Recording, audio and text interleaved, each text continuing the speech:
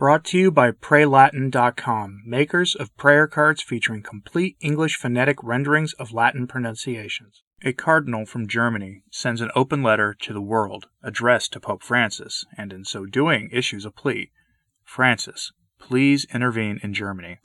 Stop the synodal process. But of course his words almost certainly will fall on unlistening ears, and today I have the story of this plea, its central thrust, and stories that point to the de facto schism already existing in Germany among the bishops of the Church as well as among their friends outside of Catholic unity. It all appears to be happening with the quiet approval of Francis as well, so get ready for interesting times to happen in Germany, if they're not here already, especially when the 2-year synod kicks off in Rome, which will be perfectly timed to be in full support of what the German bishops are aiming for. Let's dive into this story more deeply.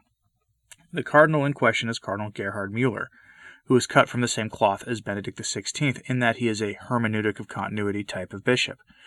As a consequence, in his writings that were meant to correct modern errors, he cites documents that often embraced or at least made possible the canonization of these same modern errors. But all that aside, I don't doubt his sincerity and his love for the Church, and he has a sharp mind.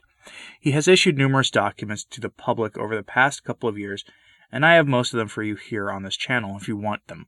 He wrote a letter asking Francis to intervene in Germany in order to set things right, but as usual, this probably won't go very far, and I'll show you why.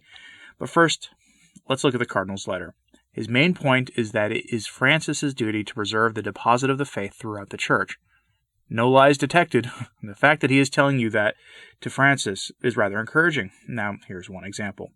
Cardinal Mueller states, "For the sake of the truth of the gospel and the unity of the Church, Rome must not watch in silence, hoping that things won't turn out too badly, or that the Germans can be pacified with tactical finesse and small concessions. We need a clear statement of principle with practical consequences." Cardinal Mueller, Prefect Emeritus for the Congregation of the Doctrine of the Faith and himself a German, wrote in Blessing and Blasphemy, a May 24 essay for First Things. And as an aside, I pulled this from the Catholic News Agency. They had an article on this. But let's continue. "This is necessary so that after 500 years of division, the remnant of the Catholic Church in Germany does not disintegrate, with devastating consequences for the universal Church," he stated.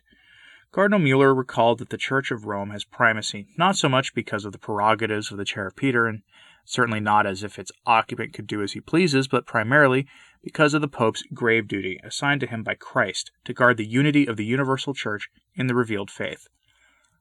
The fact that he wrote this for First Things seems like an odd choice to me, given that First Things is associated with American-style hermeneutic of continuity Catholicism and ecumenical outreach that at the end of the day isn't that different in many ways than what is going on in Germany right now. But again, he is himself a hermeneutic of continuity bishop, so I guess I shouldn't be that surprised. First Things just lacks the flamboyant flair that the German bishops are using, and it lacks the James Martin approval of certain sins that cry out to heaven. But Mueller's message is rather clear here. Francis should intervene because it is his duty to intervene. Now that's a novel approach. Maybe it'll work this time. I kind of doubt it, though.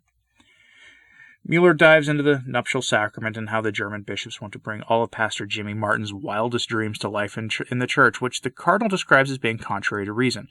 He describes it as a condescending attitude that they have towards the laity and the rest of the Church, and to the deposit of the faith itself. Here's another solid bit of writing from Cardinal Mueller on this. "What is new in this theology that returns to ancient pre-Christian ways is its impertinent insistence on calling itself Catholic, as if one can dismiss the Word of God in Holy Scripture and the apostolic tradition as mere pious opinion and time-bound expressions of religious feelings and ideals that need to evolve and develop in accord with new experiences, needs, and mentalities. Today we are told that reducing CO2 emissions is more important than avoiding the deadly sins that separate us from God forever." And he's not exactly wrong, but the problem is that what he's not acknowledging is that much of that is coming from Rome itself. He ends his essay on a quote from Pope Leo I, which I'll have at the end of this because it does perfectly summarize everything. It does perfectly describe the role of the patron office in the Church and what it should be used for in these kinds of situations. Now, if you'd like to read the full essay of Cardinal Mueller's, I have it linked in today's show notes at returntotradition.org. That's the name of this channel or podcast with a .org at the end. There you'll find the posting for today's show notes. Just skip past the Patreon pop-up. There's no paywall to view my sources. But I think honestly that Cardinal Mueller is wasting his time. No offense to the Cardinal, in so requesting that Francis intervene in Germany and remind everyone involved what the faith is and is not, Mueller is doing his job. He can't really do much else about the hyper-modernists in his home country, but Francis has approved of all sorts of strange things involving Germany lately, and the point has been made by me and elsewhere that this is all just part and parcel of his plan for synodality and a permanent synodal state for the Church. Earlier this week I gave you a video on that subject, the long plan by the hierarchy to have permanent synods in the Church, a permanent synodal state. And that is where we are, and that is why the Church in Germany hasn't had any real move against it from the papacy or from Rome in general over its works there. All of this is to be expected, and I'd love to be proven wrong, and if Francis does manage to at least try to stop what is going on there and attempt to impose real penalties for the actions of the German Bishops' Conference, I'll happily report as much. I'm not going to hold my breath on that happening. And here's why. One of the strange things happening in Germany is the construction of a unity building of worship in Berlin with public funding from the German state as well as funding and funding from the various participants, all built on the bones of a Catholic parish church torn down by Caesar in East Germany in the 1960s. This is in keeping with Francis's landmark document that called for greater unity between all of the self-described children of Abraham.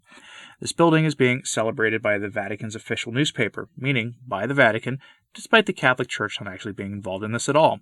Of the three principal branches of the alleged descendants of Father Abraham, we see representative, innovative, and group hug-oriented versions of the followers of Luther instead of Catholics.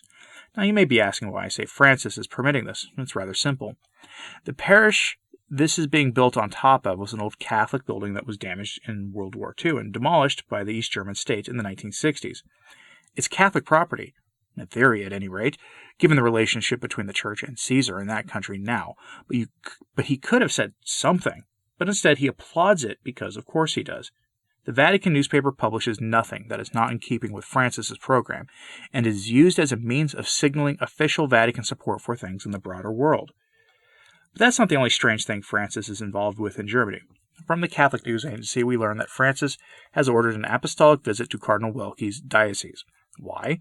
Because, as the story goes, there was a mishandling of, shall we say, McCarrick-style situations in Germany over the years, and Francis is sending a delegation to address the matter. On paper, that's fine. But here's the rub.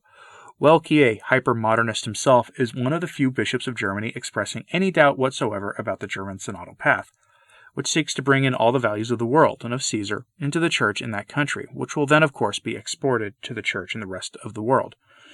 While no hero of traditional Catholicism himself, Welke sought to slow things down a bit, and for his troubles he has now gotten an apostolic visitor to his diocese to look into things that have, frankly, happened in numerous dioceses in his country and elsewhere in the world. The National Catholic Register reported as much earlier this year, and that outlet is anything but a fringe operating agency. Now, according to the Register, sources within the Church in Germany, speaking to the Register on condition of anonymity, contend that the ferocity of the attacks against him, Cardinal Welke, is aimed at removing him, preferably before the report's release on March 18th, so that the synodal path can proceed without resistance. Of course, they weren't successful. He's still there, but it's playing hardball in any case with one of the most high-profile topics in the Church over the past few decades. Never let it be said that the hyper-modernists are all about compassion, accompaniment, and very expansive definitions of the love of Christ. When they play to win. And unless I'm mistaken, Francis is going to go along with this too. Now again, if I'm wrong, I'll report on it and admit as much. To close, here are the Cardinal's thoughts in the form of a quote from Pope Leo I on the role of the patron office.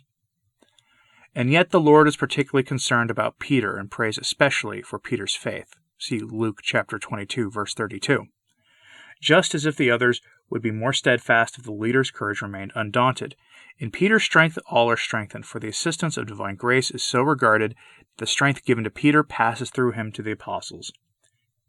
Those are the words of Pope Leo I, preached in the mid-5th century. They are as true today as they were in Leo's time.